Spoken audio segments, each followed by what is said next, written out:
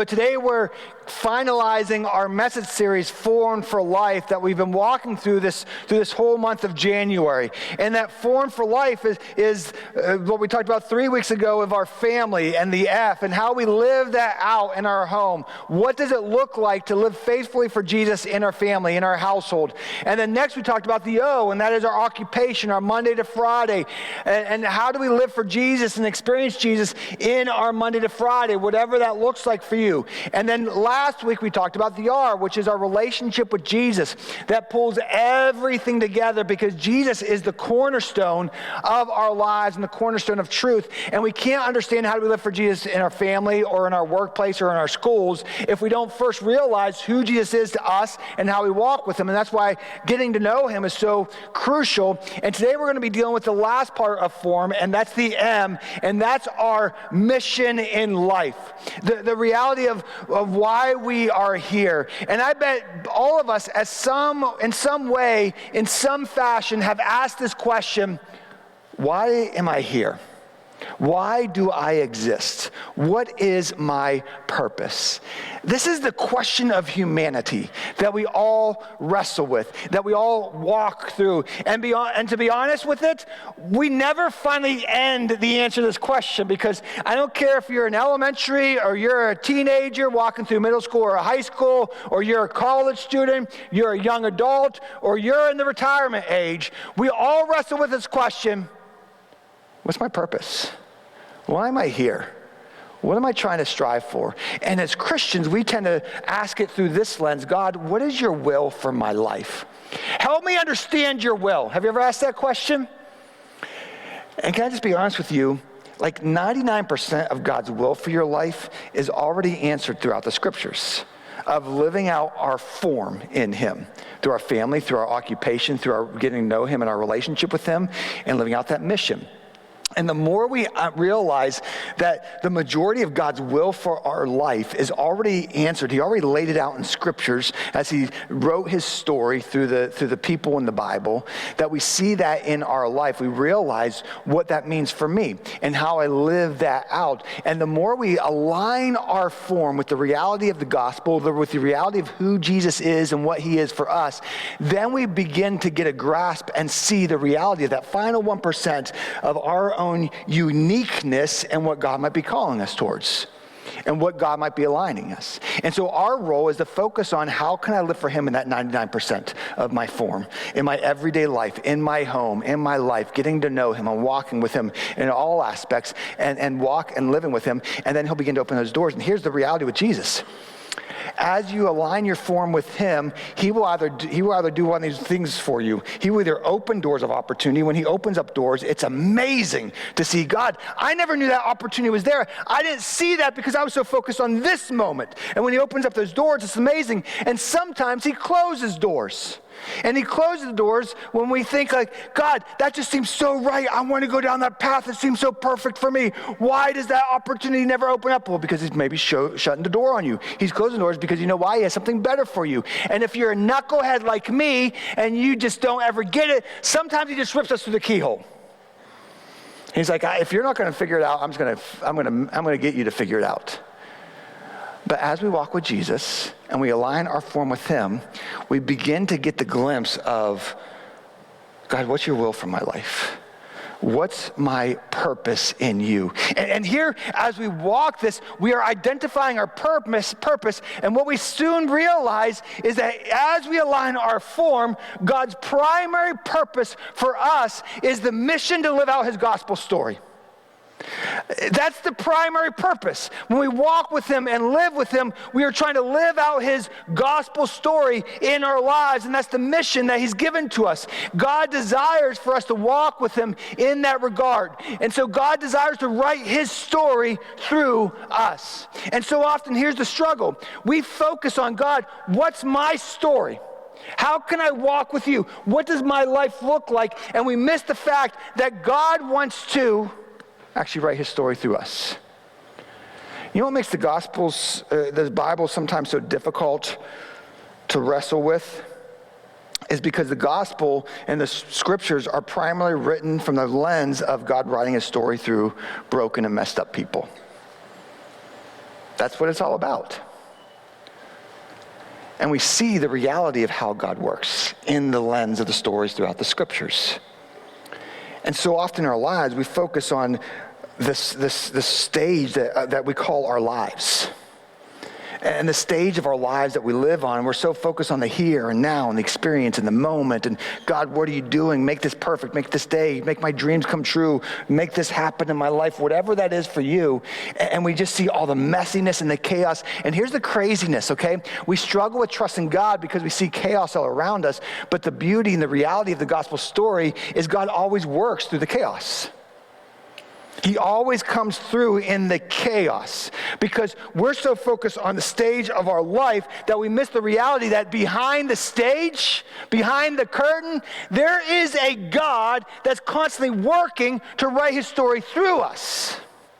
And so at some point, to align our form with him, we need to stop focusing all about what's going on right here in this moment of what I want to happen and start to realize that behind the stage, there's a God who loves you, who's desperately fighting for you, and who wants to write his story through you as we live out the gospel and experience him more and more. Here's a verse that we ended with last week that I want to kind of relook at today. It's in Ephesians chapter 5, verses 15 through 16. The Apostle Paul writes this: "Be very careful then how you live, not as unwise, but as wise, making the most of every opportunity because the days are evil." You see what Paul's saying there? How we focused on last week, it's recognizing something there, that we need to be very careful in our walk, in our journey every single day, because if we're not, we miss something. We miss the opportunities. And what Paul's saying here is we need to make the most of every opportunity because the days are evil. As we looked at last week, as Paul writes a letter to the church in Ephesus that we know as Ephesians, he's dealing with these Gentile Christians who came to the faith, and they're really wrestling in that society, in that culture of, I want to walk with Jesus, but boy, all this stuff in the world, and they're kind of walking this line of all the stuff that the world provides for them or is pulling them towards and how they live for Jesus. And Paul's saying you have a new standard of conduct to live by. And how are you walking through that? And as he walked through that letter, he's leading them to the reality that every day, guys, hear me out. Every day, God provides opportunities for us. He provides opportunities for us to experience his hope and to express his hope. You see, behind the stage of your life, there's a God who desperately loves you and is working for you. And every day, he's opening up doors of opportunities. The hard thing is, we miss it. We're so focused on how we want our story to unfold or what we feel should happen or the moments that we miss behind the scenes. There's a God who's opening up doors of opportunities every day to experience his hope and to walk with him and to walk in his hope. Because we miss those opportunities because we don't realize what Paul said first. Be careful how you live. That new standard of conduct. You know why? Because the days are evil. My friends, at some point in our journey, for us to recognize and see the opportunities, we have to acknowledge that there's evil all around us. All around us. And here's the hard thing with evil and why we so easily walk into it. Because what we learn about in the Gospels is evil all stems from the reality of the devil. See, that's the spiritual battle that's going on. There is a devil, there is a guy who desperately wants to pull you away from the reality of hope in Christ. That's his mission. That is evil. And what the Gospels teaches us is that the devil is described as the father of lies, who masquerades as an angel of light. So you know what that tells us? Why it's so easily sometimes to drift into evil without even knowing it? Is because so often, more often than not, evil is presented to us in our day-to-days as something that is good. And we're not intentional and we drift right into it. And that's why we have to be careful. That's why Paul says, be careful how you live. because the drift happens, which means there needs to be an intentionality in our walk, in our living, in what we do, because if we don't, we will drift. We always do. And there has to be a focus on that. Once we acknowledge that evil exists, that means I need to be intentional in my life to make the most of every opportunity to express hope and to experience his hope. Because if I don't, drift always happens, and I'll drift into evil. It's kind of like if you've ever been going fishing on a boat on the river. You ever do that? Intentionality is kind of like the motor to the boat. And if I want to get to a certain point in the river, I turn on the motor and it guides me there. But what happens as soon as I turn off the motor? The current gets a hold of me and I drift. And if you're not paying attention, if you lose focus, which happens so often when you're out there and you're so intently focused on, I gotta catch this fish, right? I gotta catch this fish. And all of a sudden what happens, guess what? You look around, it's like, how did we get here? We're almost about to hit shore. Turn on the motor. Because we got so focused in the moment that we missed the reality of how drift occurs. And my friends, this exactly is what happens in our walk, in our journey in life. Sadly, too often, we do not live intentionally in our life, in our spiritual walk, and in so doing, what happens is we drift. Every one of us. We all are susceptible to that. We all fall into that. Every one of us. And we're all guilty of it in some points. I am too. Sometimes I drift, which means I need to acknowledge the evil around me, and sometimes things may appear good, and they're not. Because the devil, he's hiding, he's lurking. He is the father of lies, who comes along as light that seems good, but he is deceptive. And that's why I have to be intentional every day, because behind the story, behind the curtain of my life, there is a God who loves me, desperately loves me, searching for me and fighting for me to write his story through me, to experience his gospel story and to live out his gospel story of hope and goodness and love and truth. Amen. But I have to be intentional about that, because when I fail to be intentional, I drift. And I miss it. And we need to be intentional in our journey. John Maxwell wrote a book called Intentional Living. And in that book, he wrote this: there is enormous magic in the word do. When we tell ourselves, I will do it, we unleash tremendous power. What is the number one catalyst to change? John Maxwell writes, it's action. If you take action, it will change your life. And my friends, that's the call that Jesus gives to us, is to be intentional and to take action, because this God is working. Our God is working every day to usher in opportunities for us to experience his hope and to express his hope, to live the gospel and to experience the gospel every day. But so often we miss it because we're so focused on the story we want to write for ourselves that we miss the reality of what God's trying to write into our lives and through our lives, and we have to have intentionality, not drift towards that. And that means in my intentional walk every day, in my intentional action to make the most of opportunities to live out the gospel, I need to become a vessel. I need to become a vessel of who he is and his goodness and his love, which all starts with preserving truth. Preserving truth in our lives. And here's the struggle. As followers of Jesus, Jesus called us to preserve what is truth and what is goodness and the reality of him. And so many times we live in a world and we live ourselves struggling to find hope. And we struggle finding hope because we are wrestling with confidence in our own selves. And here's the journey. You see, the journey is this. This quest to find hope in our lives always starts with the reality of truth. Because truth, once we engage it and realize it and see it, it develops confidence.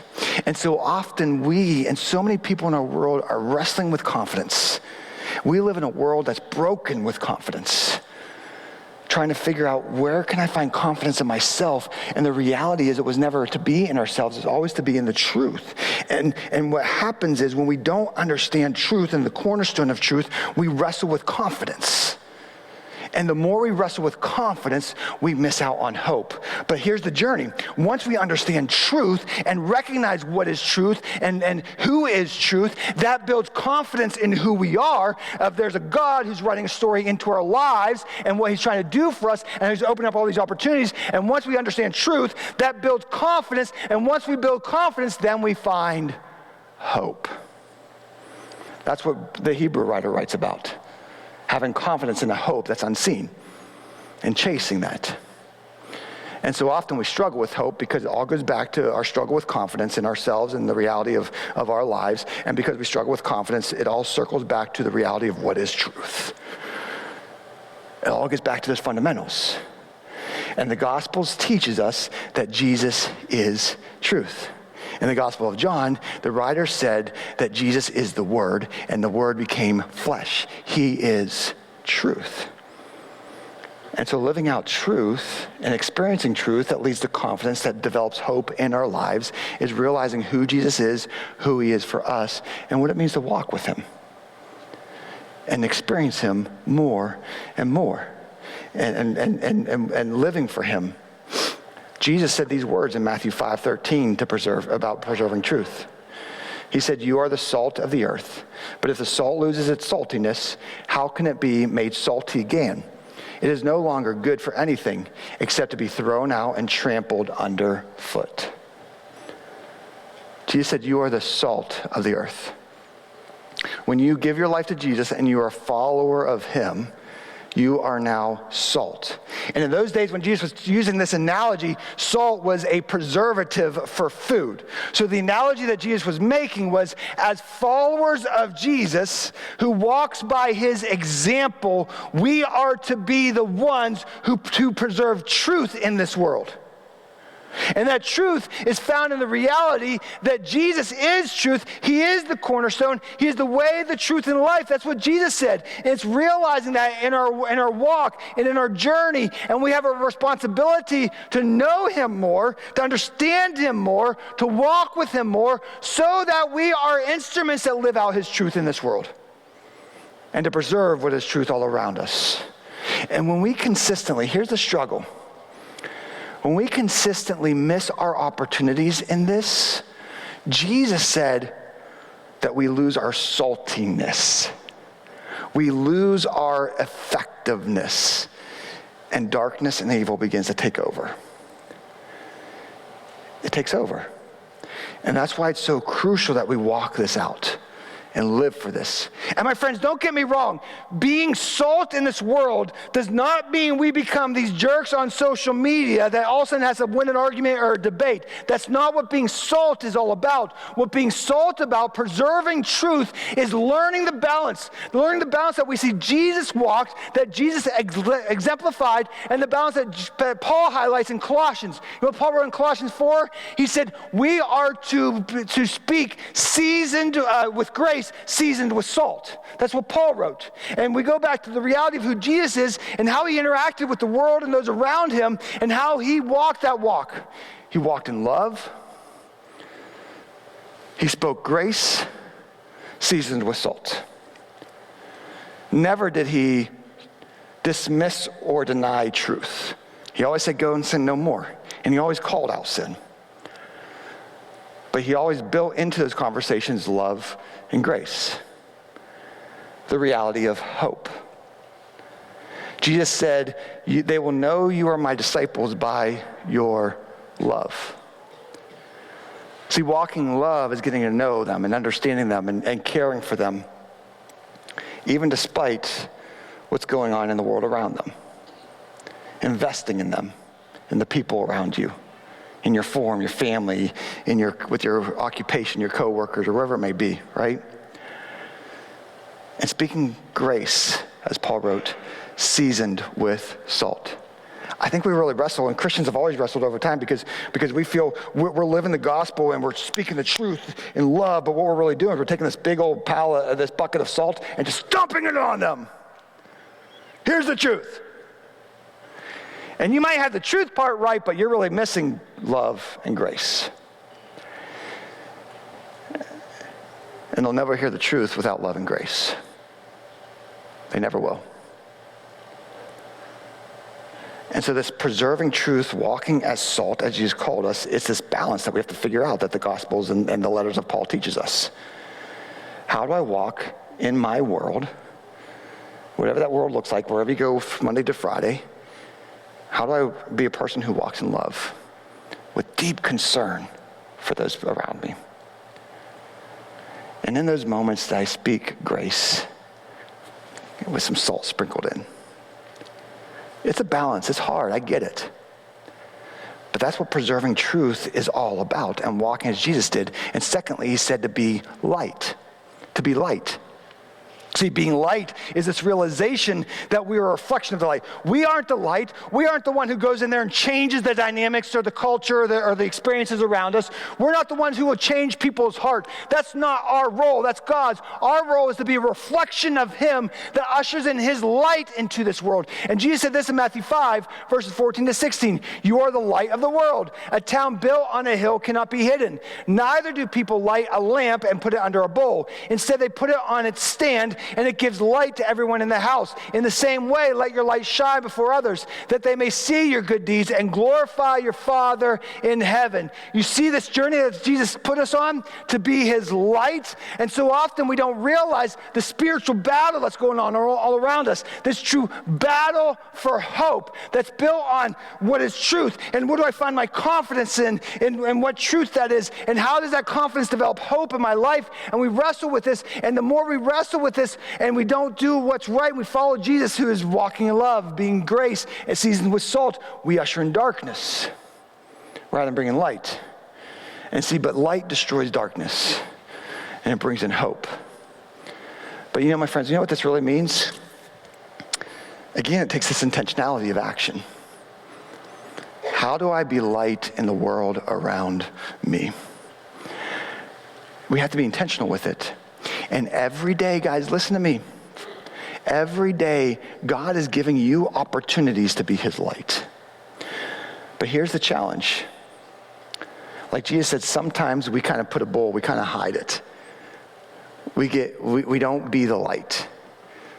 Maybe because we're too afraid of the environment. Maybe because we're too afraid of, boy, if I'm light here, if I speak truth, if I try to be love here, if I try to be grace, what will they do? What will happen to my job? And I recognize those are very real concerns, but my friends, listen to me clearly. I believe in a God who is victorious.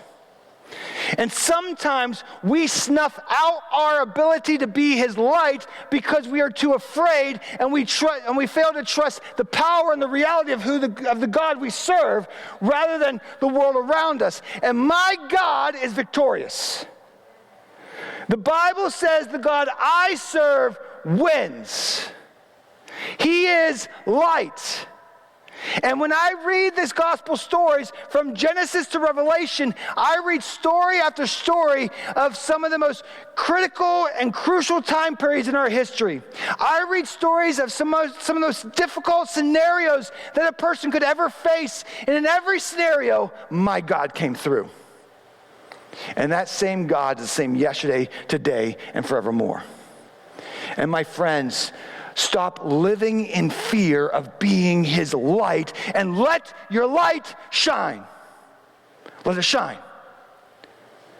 Because when you do this, when you follow this pattern, guess what happens? When you reflect Jesus through walking in love, speaking grace, seasoned with salt, and you live as his example, guess what you do? You reflect his light, and his light transforms. You were never to be the one to transform hearts. I'm never to be the one to transform hearts. We're just to be the vessels of him, salt and light. And when we live that out, the Spirit of God transforms hearts. And I've seen it happen, friends. I've seen God break down barriers that I never knew could be broken down, because light always wins.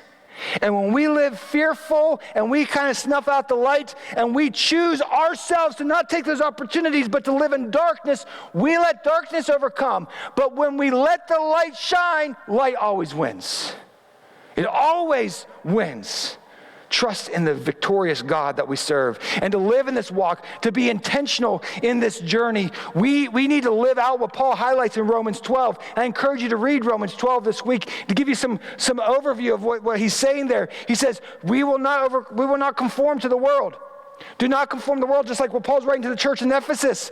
You have a new standard of conduct. Don't become like everybody around you. You have a new way to live. Be the salt, be the light in how you live and how you walk and how you speak and the attitudes you have. And walk with that. And that happens as we renew our minds with the transforming power of his Spirit.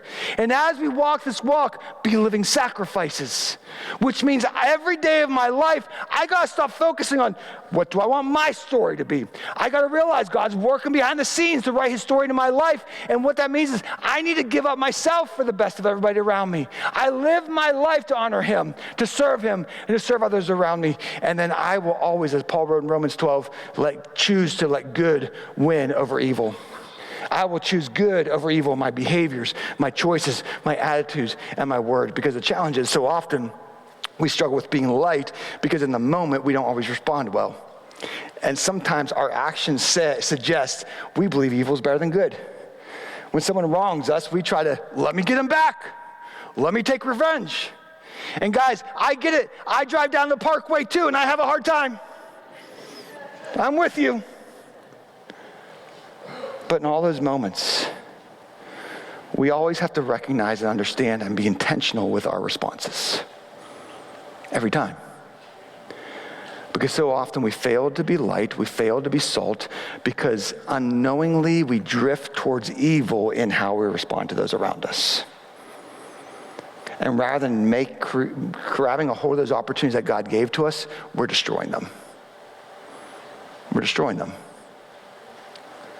How are you going to be light with those around you and live that out? So that's the big picture of what it means as we all walk together. But let's just really quickly talk about that's individual walk. God, what's your will in my life individually? How can I be, how can you use me in my own self? Because as we live out the gospel, living out the gospel is also a call to realize that our time, our talents, and resources are all from God and for God. It's all because of him. Everything I have, my time, my talents, and my resources, he's given to me, and he's given to me to use to glorify him. And so often, I become selfish. I'm just being honest. I get really selfish with my time. This is my time. I want to do this for myself, right? I get really selfish with my talents. How can I use this to advance myself or my name, right? Or I get selfish with my resources. I just want to enjoy life. And I'm not saying all that stuff is necessarily bad, but if you're not careful, this is what happens with the drift. You use everything about your time, your talents, and your resources all to build the story of your life and what you want your life to be. And you miss the reality of what God's trying to do behind the scenes. And so really the individual part of this journey of living out the gospel is really being intentional on, okay, God, my time, how am I using my time? Not selfishly, but really my time should be focused on the relationships around me. Whether it's in my home, whether it's at work, whether it's at school, you name it. How am I using my time to invest in others? How am I using my time to invest in my relationship with you? And I get to the talents, and God, you bless us all with talents, and we all have two styles of talents. We either have the talents that we were born with. Some of you guys were born with some amazing talents that at age 4, you were like, oh my goodness, you're amazing, right? Like some of these musicians, they could start strumming at 5 years old. Where did you learn that chord? I don't know. I just figured it out. You're awesome. And some of those talents we have that we've learned over time. We've learned through experience or we've learned through education. Either way, we have naturally born talents and we have learned and ingrained talents. And when we view all of our talents along with our passions, hey, guess what? God gave you passions. That's not by accident. Okay? God gave you passions and desires for a reason. And so how are you blending all that? How's God wired you? How are you blending all that together? Say, God, you've given me these abilities. You've given me these passions. How can I use this to advance your kingdom? To make people know you and to experience your hope. You've wired me this way. And the third one is our resources. We're all different levels in our resources. But nonetheless, God is not asking for equal gifts. He's asking for equal sacrifices. So where you're at, how are you sacrificing? How are you using your resources to advance the kingdom? Are you giving and being a part of the mission of the church? Another way is in your investments. We all, as you get older, you start investing all these different things. How are you a kingdom investor? In other words, how are you looking at your investments of, okay, is that business, is those things I'm investing in, are they really honoring God? Or here's other things that I could invest in that really advance the gospel, that really do things to make a difference in this world. It's thinking all those avenues of life with my time, my talents, and my resources to make a difference for the kingdom. That's your individual part. That's the small 1%, right? In the global picture, in the huge picture of how am I living for Jesus in my family, in my work, in my Monday to Friday, and in my life. Because living for the gospel all comes together with being his witness. Jesus said this in Acts 1:8. But you will receive power when the Holy Spirit comes on you, and you will be my witnesses in Jerusalem and in all Judea and Samaria and to the ends of the earth. See, living out the gospel ultimately is Jesus' greatest call to us. His greatest call to us is to be his witness. That's living out the gospel. That's really aligning our form with him, our family, our occupation, our relationship with him, and our mission. All aligned with him and living for him. And to be his witness, in order to be a witness, you have to see something or experience something. If not, you're not an effective witness, right? You just can't be. And so this being Jesus' witness comes in two parts. Number one, you have to get to know him. You have to know him, and then you have to reflect him. That's what being a witness requires. And too many times, there are people running around our world who claim to be Christians and to be his witness, but quite honestly, they don't know him. They're trying to write their story. But to be a witness, first, I got to invest my time to know him, to know who he is and what he's doing in my life, what it means to live out the gospel story. Then how can I reflect him? How can I be the moon to his light? How can I reflect him well? So that's my challenge, friends, is start to live this journey. How can you identify in your own walk? How can you better align your form to be living out the gospel every day? How can you identify your personal 1% with your time, your talent, and your resources to live out the gospel in your life more effectively and efficiently? And who are those people in your life that need the hope of Jesus? Do me a favor. Everybody hold out your hands. Give me an air high five. Come on. Don't be shy. I want to see an air high five. Hold out that hand for a moment. You have 5 fingers, hopefully. And as you look at those fingers, I bet it's safe to assume there's at least 5 people in your life that need hope, the hope of Jesus. My challenge for you this week is I want you for each finger, I want you to write down this week 5 names. 5 names in your line of sight who need the hope of Jesus. And my challenge to you is then this week, I want you to start praying for each person individually every day. God, work in their life, speak to their life, soften their heart, open up doors of opportunity to share your story. Just pray for them, for God to work in their life. And be intentional, find opportunities to be love in their life, to speak grace into their life, to share your story with them. And out of those 5, I'm going to ask you, who's that one? Who's that one that you will invite with you next week to come join you to Impact?